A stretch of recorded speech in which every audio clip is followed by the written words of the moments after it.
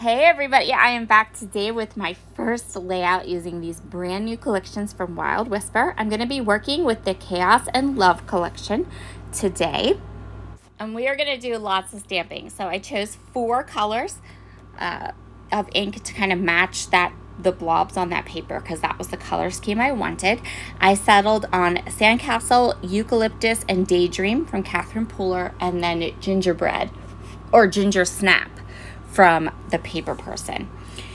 I'm going to be using my ginormous Misty today. I don't think I used the door though. I think I'm basically just utilizing the mat underneath to give me a really nice surface to stamp on. And I'm going to go ahead and use that blob stamp to create a border all around my page. So I started with my lightest color ink, which is Sandcastle. And then I just chose a random blob from the stamp set.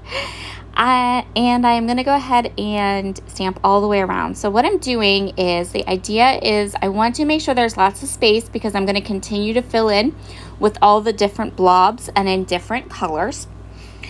I'm making sure that some of the blobs are fully stamped and that some of them are kind of more towards the inside of the paper and more or towards the outside, and that some are kind of hanging off the edge.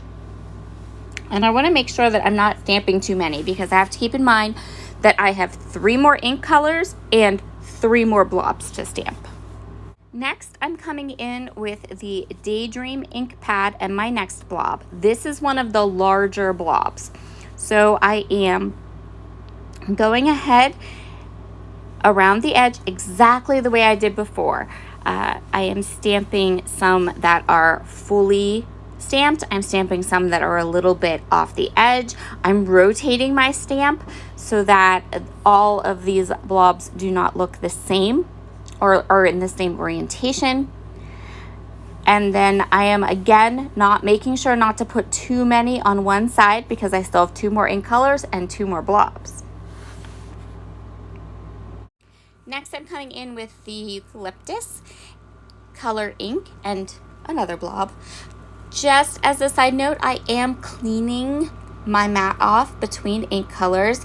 I am also trying hard to make sure that the ink doesn't go onto my bright white, beautiful background stamp. So I have baby wipes off to the side. I have my stamp cleaner off to the side, but I'm keeping a close eye on my fingers and a close eye on everything what I'm doing to make sure that I'm getting a really nice, crisp, clean border and not smudging ink. Once I am finished with all of the Eucalyptus stamps, I'm going to come in with my last blob and the Ginger Snap ink from Paper Person. Paper Person ink is a little bit different than Catherine Pooler ink.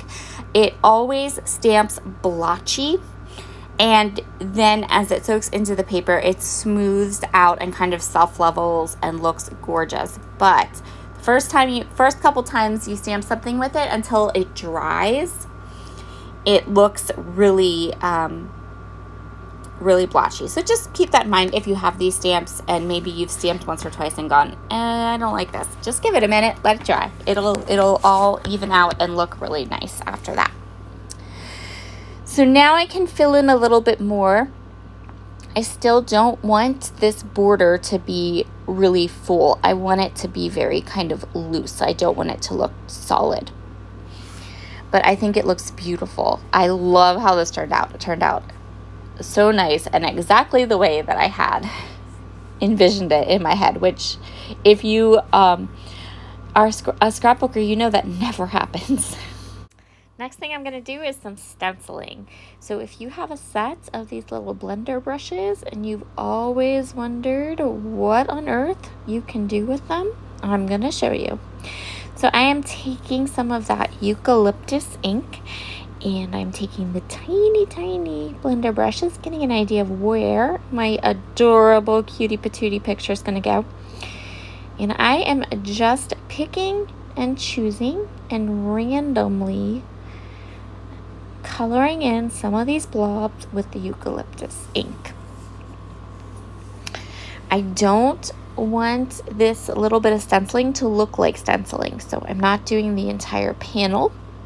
I'm trying very hard with the help of those teeny tiny brushes to stay away from all of the edges.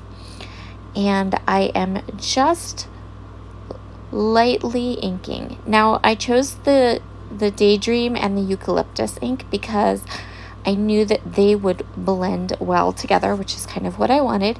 And what I'm kind of creating here is like 3 little areas that I can build upon. So 3 little areas I can build up with some layers and my title and some embellishments, just to get a feel, just to get a base down. So I'm just looking for a landing spot. That's why I put my photo on top, so I know where my photo will be. I'm not going to ink anything there.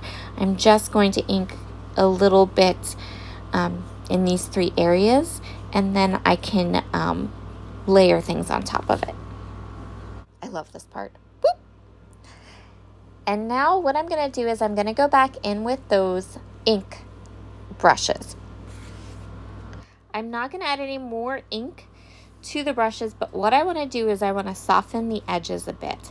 So again, just using whatever ink happens to be on that brush and just kind of going over, and that's going to just kind of smooth the edges of the ink out before the ink completely dries, and it kind of gives it a little bit of a more random look. So now I have spots. I have started my clusters, I guess we could say.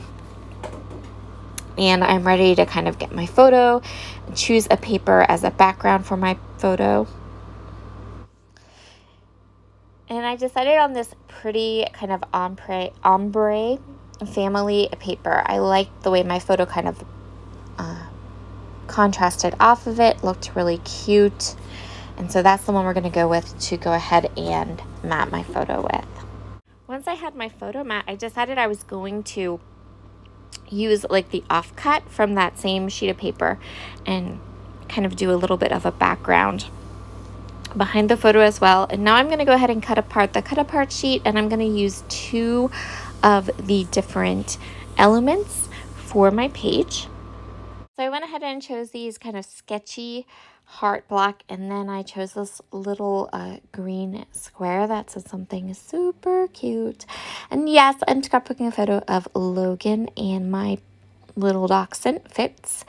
They are the bestest of friends. Fitz is everybody's dog. He's not just mine. So I have this photo of him and Logan snuggling, and I just really wanted to scrapbook this photo when I sat down to create this page, so not necessarily this page, but when I sat down to create, I really wanted to scrapbook this photo. So I went ahead and printed it out, and this is the one we are going to use today, and it works really, really well. Since I had those black sketchy hearts, I decided I wanted to add just a bit more black to the overall page. So I went back to my stamp set. I'm going to use that little together stamp, and I'm going to use that as my title. And then on the stamp set, there are these cute little sketchy hearts that kind of match that. Well, they don't kind of, they match the cut apart piece. So I'm going to take those cute little sketchy hearts, and I'm going to stamp them maybe more than I should have on my page. I do really, really like the addition of that black ink. And I ended up doing it like all around the border, but it looks really, really good, and I do really like it.